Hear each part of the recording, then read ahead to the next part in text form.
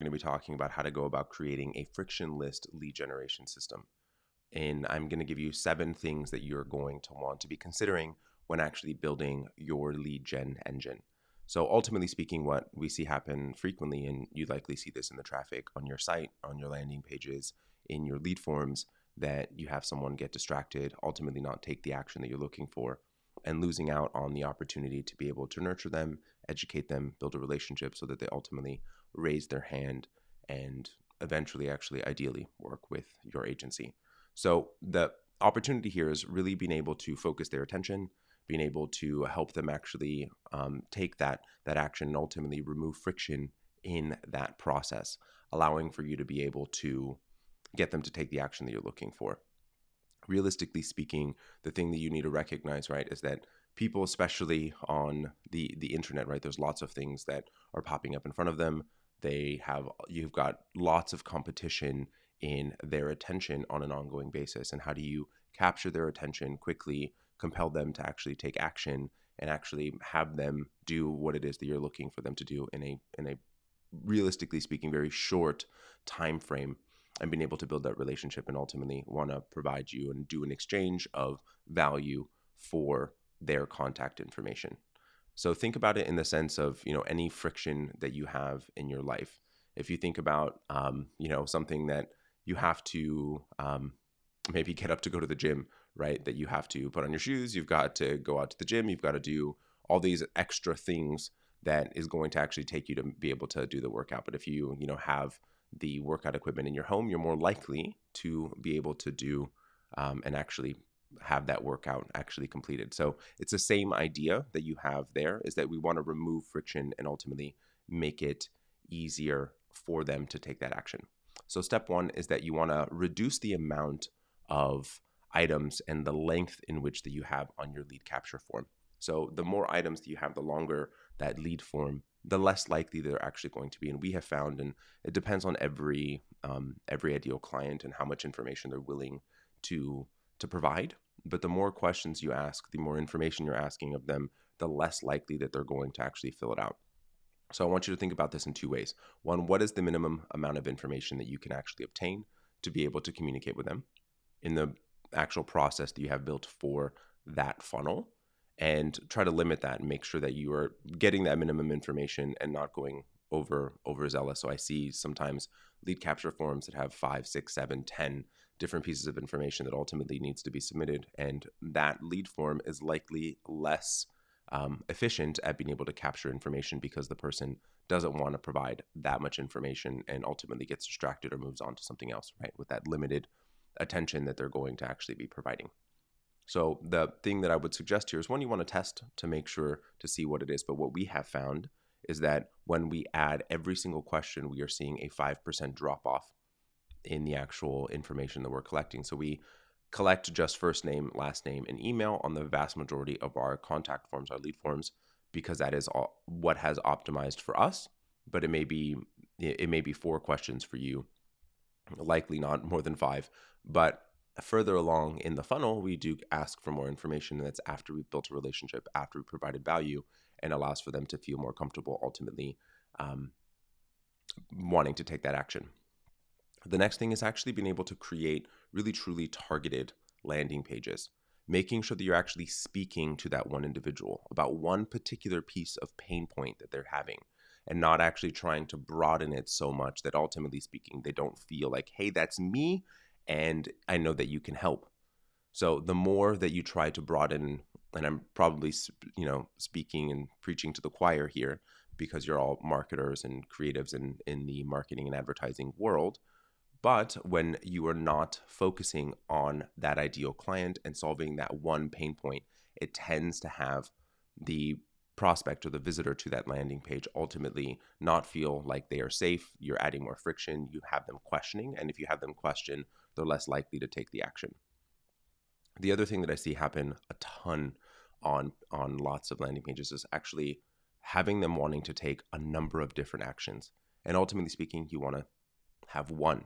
There's one action that you ultimately want them to take, and making sure that you're doing that in a really curated fashion. So think about this in what it is that they're going to need to want to obtain of information, What are they going to need to feel comfortable having that exchange of information, providing their contact details for a piece of value? And what is it, realistically speaking, that you need to obtain that they need to learn in order to feel comfortable? And making sure that you're not trying to just pile in. And again, testing I think is really important here, but we have found on our end that the shorter the landing page, the better. And you see, if you look at landing pages across the internet, you will see some landing pages are really long, where you can feel like you're scrolling through a New Yorker article, or, it's just incredibly long. It's a whole novel of a landing page. And for some niches and some ideal clients, that might potentially work. But we have found that it hasn't been the case. So I would suggest you look at short form, medium form, and long form landing pages to see what ultimately works best for your ideal client. And ideally speaking, you should know them, right? If they're really typically very time strapped, going and scrolling through what would be a 20-page, 15-page ebook or, white paper to go through that landing page, they're likely not going to want to actually take that action. And as I was talking about before, really do make sure that you're very clear. So number 4 is you want to be very clear on what it is, the action that you want them to take.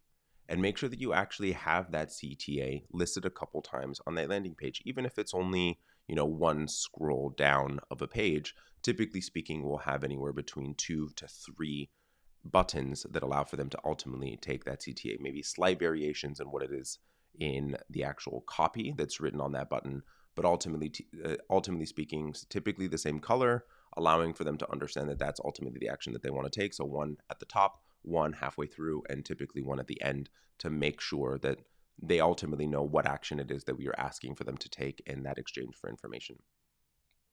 And then ultimately make sure that that CTA is very clear. They understand exactly what it is that you're looking for them to do, what it is that they are going to get from actually opting in, and making sure that there's no question about what it is that you're looking to do. So sometimes I see in landing pages and on websites is that CTA is kind of hidden. And thinking about it and the way that you actually put together the user interface of that landing page is recognize where that eye flow is going. And if you're not sure about how that actually works, one of the things that you can do, and I have found very helpful, is actually asking a couple people, clients, existing clients, or other people inside of your niche or your ideal client, and actually asking them to jump on a call to actually see exactly what they're looking at. So you're not going to guide them. You're going to say, we're going to open up a page together. I'm going to pop a link. And as you go through it with that shared screen, I want you to actually scroll with your mouse and tell me what it is that you're reading as you go through the page, so you can see exactly how they navigate and what it is that they're doing. And you want to make sure that you're thinking about at what point have they gained enough information at this viewpoint. If I'm looking just at this page, what information are they going to be looking at? At what point are they going to want to take that action? And making sure that you're placing that CTA ultimately there. And the sort of next thing that is really important is actually having one at the top and making sure that you understand where that lead form is going to go. So we have tried and tested a number of different things and still continue to test. But depending on where the source of traffic is coming from, one of the really important things here as well is the recognition of whether it's going to be a pop-up form or it's actually just directly embedded within the page. And making sure that you understand the user interface and who and where that traffic is coming from. And potentially if it's a mobile site, that you don't actually have it pop up, because sometimes they don't actually function very well and can actually be problematic and not actually getting the opt-in because the user isn't able to actually fill out the form. So making sure that you have the actual CTA above the fold, that it's right at the beginning. If they are already ready to make that action and take that action, that it is something that doesn't require them to scroll, but ultimately actually immediately take that action. And the final thing, and one of the most important, is make it easy. In plain language. The thing that I see happen so incredibly often on landing pages across every industry, but especially in this one, is that you're using colloquialisms for the industry, ones that you would be using in your day-to-day life within your agency, rather than actually utilizing the phrasing and colloquialisms of your ideal client and utilizing plain language. The more that we try to be creative in copy, typically speaking, the less of an action that potential client or visitor to that page takes the action because they get confused, they don't understand, can't contextualize it, and ultimately speaking, no one likes to feel dumb. And if you're utilizing too creative of language and you make them feel that way, then they're not going to take the action. So make sure that you make it really easy, very clear, in plain language, so ultimately that they will take the action. If you have any questions about anything that we've spoken about, any comments even about what things that you have learned with your landing pages, would be absolutely phenomenal to see and hear what you're currently experiencing from an opt-in and lead generation perspective on any of your funnels and what you have learned about removing friction. And again, if you have any questions at all about what it is that you can be doing to optimize, do even feel free to post your lead magnet and your funnel below in the comments. Happy to take a look and give you some comments. All right, everybody. Hope that this training was helpful and gave you some insight on what you can be doing to remove friction from your lead